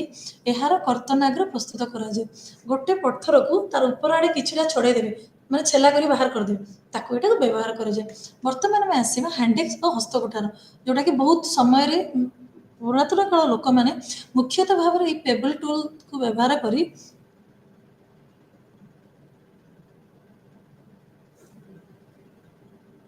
ପେବୁଲ ଟୁଲକୁ ବ୍ୟବହାର କରି ସେମାନେ ବିଭିନ୍ନ ପ୍ରକାର ଚପର ଏବଂ ଚପିଂ ଏଗୁଡ଼ା ସବୁ ହ୍ୟାଣ୍ଡେକ୍ସ ଏଇସବୁ ଜିନିଷ ବିଭିନ୍ନ ପ୍ରକାର ଉପକରଣ ବ୍ୟବହାର କରୁଥିଲେ। ସେଇ ଭିତରୁ ଚପର, ଚପିଂ, ହ୍ୟାଣ୍ଡେକ୍ସ ଏଗୁଡ଼ା ସବୁ ବହୁତ ମାତ୍ରାରେ, ବହୁଳ ମାତ୍ରାରେ ବ୍ୟବହାର ହେଉଥିଲା। ଠିକ ଅଛି। ତ ଏଇଟା କ'ଣ, ହ୍ୟାଣ୍ଡେକ୍ସଟା କ'ଣ ଉଭୟ ମଞ୍ଜି ଓ ସଲକନରେ ତିଆରି ହେଇଥାଏ। ଠିକ ଅଛି। ଏହାର ଉପର ଭାଗଟି, ଏଇଗୁଡ଼ା ଯେମିତି ସାଇଡ୍ ଧାରଟା, ଏହାର ଉପର ଭାଗଟି କ'ଣ ହୁଏ, ଉପର ଭାଗଟିକୁ ଆମେ କହୁ ୟାକୁ ୟାର ୱାର୍କିଂ ଏଣ୍ଡ। ଠିକ ଅଛି। ଏବଂ ଏଇଥିରୁ କ'ଣ, ଏଟାକୁ ବାଇଫିସିଆଲ ବି କୁହାଯାଏ, ମାନେ ଦୁଇଟା ଧାରରେ ବି ୟାକୁ ବ୍ୟବହାର କରାଯାଉଛି। ତ ସେ କହୁଛି ସାଧାରଣତଃ ୟାକୁ ବ୍ୟବହାର କରି ଆମେ ମୂଳ ଅଂଶରୁ କର୍ତ୍ତନାଶ ପ୍ରତ୍ୟେକ କ୍ଷୁଦ୍ର ଏବଂ ବୃହତ୍ ସଲକନକୁ ଅପସାରଣ କରାଯାଇ ଅଗ୍ର ଅଂଶକୁ ଧାରୁଆ କରାଯାଏ। ତ କର୍ତ୍ତନାଗ୍ର ପତଳା ଥିବ, ଏଇଟା ତୀକ୍ଷ୍ଣ ଥିବ, କେତେକ କ୍ଷେତ୍ରରେ ସାମାନ୍ୟ ଗୋଲାକାର ମଧ୍ୟ ଥାଏ। ତେଣୁ ଏଇ ଯେଉଁ ଧରିବା ଜାଗାଟା ଯୋଉଟା କେତେଗୁଡ଼ା ଜାଗାରେ ଲମ୍ବାଳିଆ ହେଇଥିବ, କେତେଗୁଡ଼ା ଜାଗାରେ ଗୋଲିକା, କାରଣ ବେଳେବେଳେ କ'ଣ ହୁଏ, ଚପିଂ ଆଉ ଏଇ ଯେଉଁ ହ୍ୟାଣ୍ଡେକ୍ସଟା ବି ଟିକେ ଟିକେ ମାନେ ପାଖାପାଖି ଦେଖାଯାଏ। ଏବଂ ଏହାକୁ ବିଭିନ୍ନ ଭାଗରେ ବିଭକ୍ତ କରାଯାଇଛି। ଗୋଟେ ହେଉଛି ନାସ୍ପାତି ଆକାରର, ଅଣ୍ଡା ଆକାର, ବାଦାମ ଆକାର, ତ୍ରିକୋଣ ଆକାର, ହୃଦୟ ଆକାର ଏବଂ ଅଣତ୍ରିକୋଣ ଆକାରର ଇତ୍ୟାଦି। ଏ ହସ୍ତକୁଠାର ନିର୍ମାଣ ଶୈଳୀକୁ ଆଧାର କରି ଏହାର ଆବିବେଲନ ଆଚୁଲ୍ୟ ନାଁରେ ନାମିତ ବି କରାଯାଇଛି। ତେଣୁ ଏହା ମୁଖ୍ୟତଃ ପ୍ରସ୍ତର ହାତୁଡ଼ି ଏବଂ ଲିହାର ପଦ୍ଧତିରେ ତିଆରି କରାଯାଏ। ହସ୍ତକୁଟାକୁ ଆମେ ଶିକାର କରିବା, କାଟିବା, ଖୋଳିବା, ଏହାର ବ୍ୟବହାର ଖୁବ୍ ଅଧିକା। ତେଣୁ ଚପର, ଚପିଂ ଏବଂ ହ୍ୟାଣ୍ଡେକ୍ସ ଏ ତିନୋଟିର ବ୍ୟବହାର ବହୁତ ଅଧିକା। ତାପରେ ଆମେ ପଳେଇ ଆସିବା ପିଓର ସେପ୍ଟ ହ୍ୟାଣ୍ଡେକ୍ସ। ଏଇ ହ୍ୟାଣ୍ଡେକ୍ସର ଆମର ଆଉ ଗୋଟେ ଅଲଗା ଅଲଗା ଭାଗ। ପିଓର ସେପ୍ଟ ହ୍ୟାଣ୍ଡେକ୍ସ କ'ଣ, ଆମେ ଏଇ ଯେଉଁ କ୍ଷୁଦ୍ର ସ୍ଥୂଳ ଏବଂ ସାମାନ୍ୟ ଗୋଲାକାର କର୍ତ୍ତନାଗ୍ର ବିଶିଷ୍ଟ ଏଗୁଡ଼ିକ, ଏହା ଦେଖିବା ପାଇଁ ନାସ୍ପାତି କି ପିଜୁଳି ଭଳି, ତେଣୁ ତା ନାଁକୁ ପିଓର ବୋଲି କୁହାଯାଉଛି ହେଲା। ଏହା ସାଧାରଣତଃ ମୌଳିକ ପେବୁଲ୍ସ ପଟ ଭାବରେ ଦେଖାଯାଏ। ଏହାର ଅଗ୍ରଭାଗର ଦୁଇ ଧାର କ୍ରମେ ସଂକୁଚିତ ହୋଇ କର୍ତ୍ତନାଗ ସହିତ ମିଳିତ ହୋଇଥାଏ। ସାମ୍ନାଟା ଧାରୁଆ ହେଇଥିବ ଏବଂ ଧୀରେ ଧୀରେ ଏମିତି ଏମିତି ଏମିତି ଏମିତି ଗୋଟେ ଜିଗଜ ହେଇକି ଏମିତି ଧୀରେ ଧୀରେ ହେଇକି ତଳ ଆକାରରେ ମିଶିଥିବ। ତାପରେ ଓଭେଟ୍ ହ୍ୟାଣ୍ଡେକ୍ସ, ଏହା ଅଣ୍ଡା ଆକୃତି ଭଳି, ଏହା ପତଳା ଏବଂ ଗଠନରେ ଖୁବ୍ ସୁନ୍ଦର ହେଇଥାଏ। ଏହାର ଅଥବା କାମ କରିବା କର୍ତ୍ତନାଗ୍ର ବା ବାହ୍ୟରେଖା ଧାରଣା ମଧ୍ୟ ଦେଇ ଲମ୍ବି ଯାଇଥାଏ ଓ ଧାର ଗୌଣ ସଲକନ ଦ୍ୱାରା ପୁନର୍ଗଠନ କରାଯାଇଥାଏ। ଏଣୁ ଏହାର ଚତୁଃପାର୍ଶ୍ୱ ସୂକ୍ଷ୍ମ ଓ କାର୍ଯ୍ୟକ୍ରମ ଚାରି ଜାଗା। ଏହାର ପାର୍ଶ୍ୱଧାରକୁ ଲକ୍ଷ୍ୟ କଲେ ଏହା ଇଂରାଜୀର ଏସ୍ ଭଳିଆ ଦେଖାଯାଏ। ଏହାକୁ ଏସ୍ ଟ୍ୱିଷ୍ଟ ବି କୁହାଯାଏ ଓଭେଟ୍ ହ୍ୟାଣ୍ଡେକ୍ସଟାରେ। देन वर्तमान आम आसवा लैंसियोट हैंड्रिक्स और बर्छामुन सदृश हस्तकुठार। तो यह खूब अल्प लंबा और अंडा आकृतिर, यह मुख्यतः फ्लेक रे सल्की रे प्रस्तुत एवं दुई पार्श्व सूक्ष्म धार विशिष्ट, दुईटा आक पाख सूक्ष्म टिके एते रफ नुहे। तो सल्कन गुड़िक मूल अंशरू कर्तनाग्र पर्यंत सूक्ष्म और क्षुद्र आकार अपसारण करा जाय थाए। एहार दुई धार क्रमे मिलित होई तीक्ष्ण कर्तनाक्ष सृष्टि करती। तापर आम आसवा हार्ट सेप हैंडेक्स को। हार्ट सेप हैंडेक्स को आसवा तो यहाँ कौन कि आमर हृदय आकार यार यह कौन कि धीरे धीरे दुई पार्श्व धार यह सल्कन धारटी खूब उन्नत एवं यार आकारटी आमर हृदय सेप्र। तापर हूँ एबिबिलियन हैंडेक्स। तो यही उपकरण प्रथम फ्रांस एबिबिलियन स्थान में मिलता एक एबिबिलियन हैंडेक्स एगुड़िक खूब खूब ओजनदार एवं एते सुंदर पॉलिश्ड नुहे एवं यह सल्की गुड़िक क्षत आकार बड़ बड़ गभीर फ्लेकिंग बहुत बड़ बड़ होता है। तापर आसे एचुलियन हैंडेक्स को। एचुलियन हस्तकुठार कौन यह खूब पतला सल्कन में प्रस्तुति करा जाता है एवं यह फ्रांस सेंट एचुलियन नाम गोटे जगार मिली। आकृति में यह एबिबिलियन हस्तकुठार ठारू क्षुद्र और मार्जित छोट एवं एगुड़ी लंब हाथोड़ी प्रविधि द्वारा तैयारी करा जाए। सल्कन छड़ा जावा द्वारा क्षत गुड़िक लंब और गभीर और अगभीर होई उन्नत मानर कार्यक्रम होता है। तापर आम पलि आसलु माइक्रोक्वेन हैंडेक्स। यह देखा क्षुद्र त्रिकोणाकार और लंब कतरनाग विशिष्ट हस्तकुठार। एथिरे मौलिक आच्छादन न थाए एवं यह धारणा अंश स्थूल और ओजनदार। ए प्रकार हस्तकुठार प्रथम फ्रांस लामिका मिलिथिबारु यार नाम एभଳି होइछि। निम्न प्राचीर प्रस्तर जुगर हस्तकुठार गुड़िक मुख्यतः काटिबा, छेचिबा, खोलिबा आदि बहु कार्य व्यवहार करा जाउथिला। तापर आम आसवा क्लीवर। ये आपण मैंने देखु यहाँ हूँ आमर चपर गोटे सैड्रे आमर जो होती और अथवा आप ये देखिए चपिंग केत हम यहाँ देखो दी धार जो कहते चपिंग। यहाँ हूँ हैंडेक्स। ये हूँ जगह एठू एमती हो जोड़ा सब से पेबल टूल रे पेबल टूल माने बड़ टूल लोअर पैल्थिक समय ये टूल गुड़ा व्यवहार होगी विभिन्न सेप और साइज व्यवहार होता। तो तापर आम आसवा क्लीवर। यह उभय मंज और सल्कन निर्मित। यार दुई पार्श्व धार स्थूल क्षुद्र छेला अपसारण करा जाए यहाँ प्रस्तुत करा जाए। यार वर्किंग एंटी देखा वर्किंग एंटी कुराड़ी कुठार भली देखा जाए। उपकरण दुई पार्श्व सल्कन मूल अंशरू पूरा कर्तन वर्किंग एज पर्यंत अपसारण करा जाए फल दुईटी पार्श्व मिलित हो खूब तीक्ष्ण प्रस्तुत हुए एवं क्षुद्र क्लीवर धारणांश इंग्रजी अक्षर भी किंबा यू सेप भाया होता है। भी किंबा यू सेप माने आप देखो भी सेप कोठी अच्छी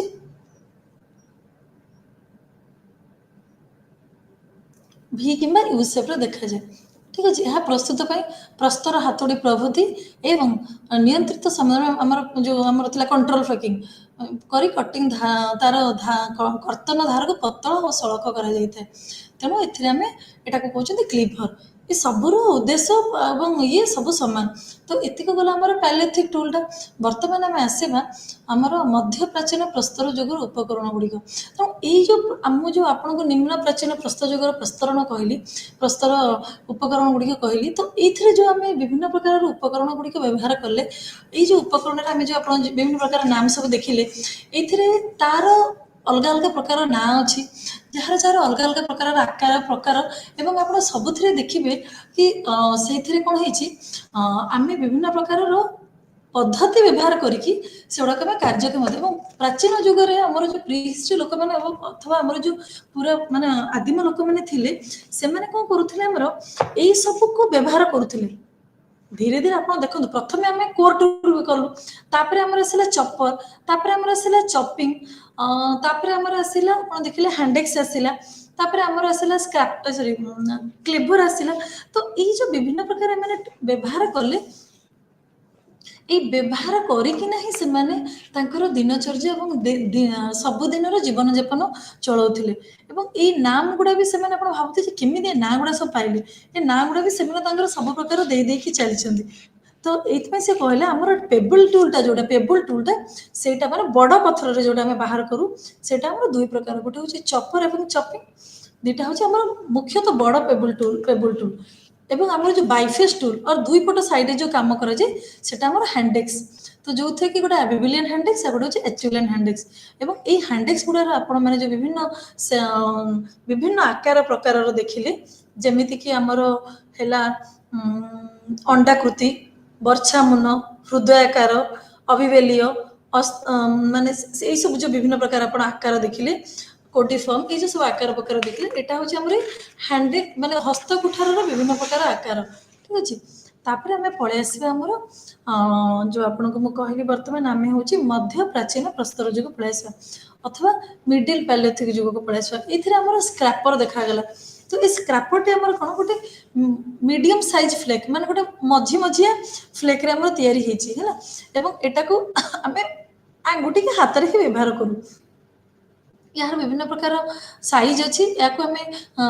गोलाकार अंडाकृति केतगुड़ा जगह चारिकोणिया केतगुड़ा जगह तीन कोणिया भाया भी देखा जाए ठीक अच्छे विभिन्न प्रकार देखा जाए एवं यार से कौन मुख्यतः तार जो कम करवा जिनसटा ठीक अच्छे यार मुख्यतः से कौन कर्तन अग्र गुड़िक असमान एवं समुदाय शरीर में छेला बाहर कर चिन्ह देखा जाए कर्तन अग्र गुड़िक असमान मीन्स से कौन तार जो जो जगह काटबू कि कम लगेबू से गुड़ाक असमान देखा जाए एवं तार सबू देह सारा गारगार गारगार भाई पड़ता है यहाँ कौन व्यवहार कराए ये से कौन आमर मुख्यतः फल मांस कोरिया व्यवहार कराए तो आमर जो आम माने पुरातन प्रस्तर जुग आम देखिलु खाली छेचिया आउ काटिया तो नु घसिकी ये करने कि देखु सी कौन आम कोरिया व्यवहार करूँ तो यहाँ को आम कोरोना बोली कहूँ से यार कम कोरोना भाया भी एवं यहाँ अंडर पार्श्व कोरोना अग्र कोरोना गोलाकार कोरोना नासाकृति कोरोना एवं अन्य प्रकार कोरोना भी देखा जाए जोटा को आम side scraper end scraper round scraper no shape scraper keel scraper एवं कोर स्क्रैपर बोली कह जाए ठीक है विभिन्न प्रकार आम जानिले स्क्रैपर तो यहाँ विभिन्न तार कौन कि तार आम जो तार आकार हिसाब से आम भाग करूँ तो बर्तमान आम देखा साइड स्क्रैपर अथवा पार्श्व कोरोना कौन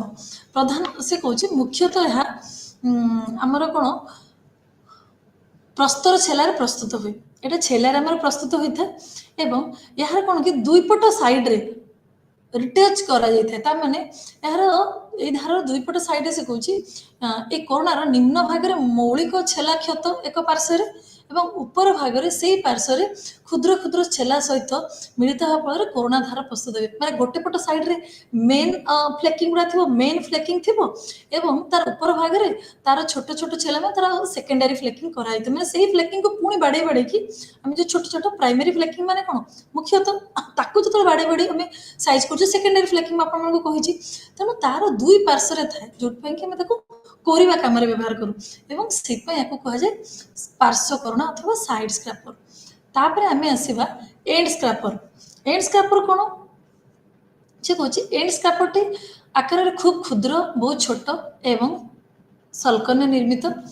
यह ब्लेड रो अग्रभाग बा एक लंब छेलारे कर्तन धारा प्रस्तुत कराए कोरिबा कार्य व्यवहार कराए माने से कौन या पूरा लंबा भाया करके गोटे जगह धरिकी गोटे साइड आम कोरोना भाया व्यवहार करूँ आम आसवा राउंड स्क्रैपर एटा पूराटा तार गोल भाया थाए ऑल राउंड द फ्लेक तेणु यह माने हूँ यार आकार बहुत छोट एवं यार चतुर्पार्श्वर क्षुद्र छेला छड़ा जाए उपकरण प्रस्तुत कर चारि पाखर राउंड भाया सेप्रे अथवा गोलाकार सेप्रे आम फ्लेकिंग करके व्यवहार करूँ बर्तमान आम आसला नो सेप्ड स्क्रैपर नासिकाकृति कोरोना यहाँ कौन ये कुछ क्षुद्र फ्लेक यह हूँ क्षुद्र फ्लेक एवं मुख्यतः से कौन यार कार्यांश गोटे भाग देखिया नासा आगर मैंने आमर नाक भाया सेप्र तार गोटे सैडटा अच्छे नाक भाया सेप्र उभय पार्श्व गठन कराए कार्यक्रम कराए दुईटा जगह कराए दुईटा पार्श्व करके डबल फ्लेकिंग करके कम लगे जाए सॉरी प्राइमरी सेकेंडरी फ्लेक कम लगे जाए किंतु तार गोटे सैडटा से कौन नाक सेप्र तापर हूँ किल्ड स्क्रैपर अथवा नौका निम्नांश आकार कोरोना जोटा से कौन उभय छेला और मंजर प्रस्तुत एक गोटे छेला और मंजर मूल भाग अग्रभाग मूलर अग्रभाग सूक्ष्म ଓ ଲମ୍ବ ଛେଲାମାନ ଛଡ଼ାଯିବା ଦ୍ୱାରା ଏହାର ନୌକା ନିମ୍ନାଂଶ ଆକୃତି ଭଳିଆ ଦେଖାଯାଏ। ଏହା ହେଉଛି ଏହି କରୋନାର କର୍ତ୍ତନାଶ। ଠିକ୍ ଅଛି, କହୁଛି ଗୋଟେ ଛଡ଼େଇ ନୌକା ମାନେ ଛଡ଼େଇ ଦେଲା ଫଳରେ ତାର ବୋଟ୍ ଭଳିଆ ଆକାର ଦେଖାଯାଏ। ଦେନ୍ ତାପରେ ହେଉଛି ଆମର ମଞ୍ଜକରୁଣା ଅଥବା କୋର କରୁଣା। ମଞ୍ଜକରୁଣା କ'ଣ? ମଞ୍ଜକରୁଣାରେ ଆମର ଏହା ସେଇ ଛୋଟ ଛୋଟ ଆମର ଯେଉଁ କ୍ଷୁଦ୍ର ମଞ୍ଜରେ ତିଆରି ଉପର ଭାଗଟା ଆମର ଲମ୍ବା ସରୁ ଛେଲା କ୍ଷତ ନିମ୍ନ ଭାଗରେ ସମତଳ ଅଂଶ ସହିତ ମିଳିତ ହେଲା ଫଳରେ ତାର କର୍ତ୍ତନ ଧାର ତିଆରି ହେଇଥାଏ। ମାନେ ଉପରଟା ତାର ଛେଲା ଭଳିଆ ହେଇଥିବ ଏବଂ ତଳ ସହିତ ମିଶିକି ତାର ସାଇଡରେ ତିଆରି ହେଇଥିବ। ତାକୁ ସାଇଡ କମ୍ ଏଣ୍ଡ ସ୍କାର୍ପର ଗୋଟେ ଅଛି, ଯୋଉଥିରେ ସେ କହୁଛି ଦୁଇଟାରୁ ଅଧିକା ଲମ୍ବା ସାଇଡ ଏବଂ ଏଣ୍ଡ ମିଶିକିନା ଯୋଉଟା କରନ୍ତି ସେଟା କହୁଛି ସାଇଡ। ଗୋଟେ ହଉଛି କନଭେକ୍ସ ସ୍କାର୍ପର, ଆଉ ଗୋଟେ ହଉଛି କନକେଭ କନଭେକ୍ସ ସ୍କାର୍ପର ବି ଅଛି। କନଭେକ୍ସ ସ୍କାର୍ପର କ'ଣ? ସେ କହୁଛି ୟାର ଗୋଟେ ସାଇଜଟା ଏମିତି ତିଆରି ହବ ଯେମିତିକି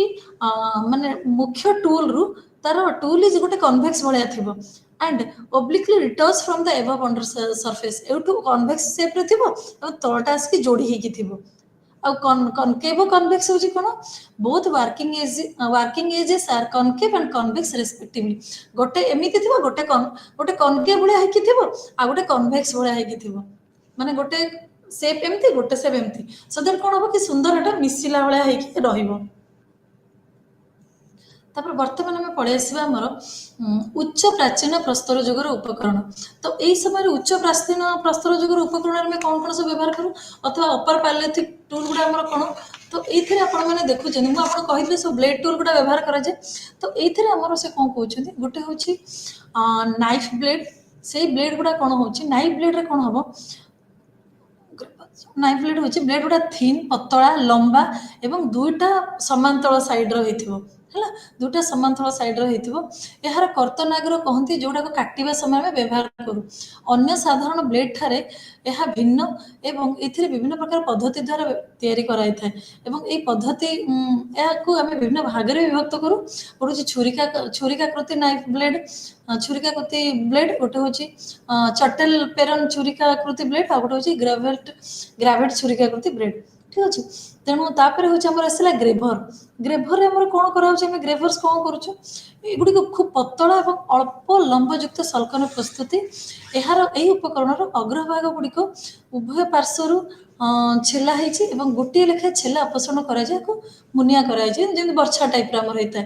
ଏବଂ ଏଥିରେ ଆମେ ବିଭିନ୍ନ ପ୍ରକାର ପାଉ, ଏକକ ଗ୍ରେଭର, ତ୍ରିକୋଣାକାର ଗ୍ରେଭର, ସାଧାରଣ ଗ୍ରେଭର, ବହୁବାହୁଯୁକ୍ତ ଗ୍ରେଭର ଏବଂ ନାସିକାକୃତି ଗ୍ରେଭର ଓ ସ୍କ୍ରୁଡ୍ରାଇଭର ଗ୍ରେଭର। ତ ଗ୍ରେଭର ଗଲା, ନାଇଫ୍ ବ୍ଲେଡ୍ ଗଲା, ତୃତୀୟଟି ହେଉଛି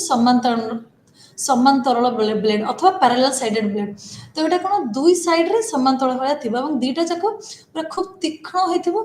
ଏବଂ ଏହା ଦେଖିବା ପାଇଁ ସମାନ୍ତରାଳ ଏବଂ ଦୁଇ ପାର୍ଶ୍ୱକୁ ଆମେ ଲମ୍ବ ହାତୁଡ଼ି ପ୍ରଭୃତି ସାହାଯ୍ୟରେ ସୂକ୍ଷ୍ମ ଛେଲାମାନ ଅପସାରଣ କରି ବ୍ୟବହାର କରାଯାଏ। ଏବଂ ତାପରେ ହେଉଛି ନୋଜ୍ଡ ବ୍ଲେଡ୍ ଅଥବା ଅସମାନ ବ୍ଲେଡ୍। ଏଇ ବ୍ଲେଡ୍ କି କ'ଣ, ଏଇ ବ୍ଲେଡ୍ଟି ହେଉଛି ଉଭୟ ପାର୍ଶ୍ୱଟି ଦନ୍ତୁରିତ ମାନେ ଧାର କମ୍ ଏବଂ ଖାବଡ଼ା ଭଳିଆ ହେଇଥାଏ ଯୋଗୁଁ ଏଗୁଡ଼ିକ ଅସମାନ ଅଟେ ଏବଂ ଅର୍ଦ୍ଧ ବୃତ୍ତାକାର ଗର୍ଭମାନ ଦେଖାଯାଏ। ନୋଚ୍ ଭଳିଆ ଛୋଟ ଛୋଟ ଖାଲୁଆ ନୋଚ୍ ଭଳିଆ ବି ଦେଖାଯାଏ। ତ ଆଉ ଗୋଟେ ରହିଲା ଲେଭୋଲେସନ୍ ଆଣ୍ଡ କ୍ଲାକ୍ଟିକାନ୍ ଫ୍ଲେକ୍, ଯେଉଁଟାକି ଆପଣ ଜାଣିଛନ୍ତି ଏଇ ଜାଗା ହିସାବରେ ଏଇଟା ହେଇଛି ଏବଂ ଏଇ ଜାଗାରୁ ଏଇ ଉପକରଣ ଗୁଡ଼ିକ ଆମେ କେମିତି 90 ଡିଗ୍ରୀ ଆଙ୍ଗେଲ ମାରିକି ଆମେ ତାକୁ ବାହାର କରିଛେ ଏବଂ ଏଇ ସଲକନ ଗୁଡ଼ିକ ପ୍ରଣାଳୀ ବି ସେମିତି କିଛି ବୈଶିଷ୍ଟ୍ୟ ଦେଖାଯାଏନି, କିନ୍ତୁ ଏହାକୁ ଆମେ ଏଇ ଉପକରଣ ପ୍ରସ୍ତୁତି ପାଇଁ ବିଭିନ୍ନ ପ୍ରକାର ପ୍ରବିଧିମାନ ବ୍ୟବହାର କରିଥାଉ। ତ ମୁଁ ଆପଣଙ୍କୁ ବିଭିନ୍ନ ପ୍ରକାରର ପ୍ରସ୍ତର ଯୁଗର ଉପକରଣ କହିଲି, ତା ପୂର୍ବରୁ ତାର ପଦ୍ଧତିମାନ କହିଲି। ତେଣୁ ୟା ପର କ୍ଲାସ୍ରେ ଆପଣଙ୍କୁ ଏଇ ବିଭିନ୍ନ ପ୍ରସ୍ତର ଯୁଗର ପରେ ମୁଁ ଆପଣଙ୍କୁ ବିଭିନ୍ନ ଉପକରଣ ଆଉ କିଛିଟା ଉପକରଣ ମାନ ଅଛି ତା ବିଷୟରେ କହିବି। ତା ସହିତ ଆପଣଙ୍କୁ ବିଭିନ୍ନ ପ୍ରସ୍ତର ଯୁଗର ସଂସ୍କୃତି ବିଷୟରେ ବି କହିବି। ତ ଆଜିର କ୍ଲାସ୍ଟି ଏଇଠି ସମାପ୍ତ କରିବା। ସମସ୍ତଙ୍କୁ ମୋର ଧନ୍ୟବାଦ ଏବଂ ନମସ୍କାର।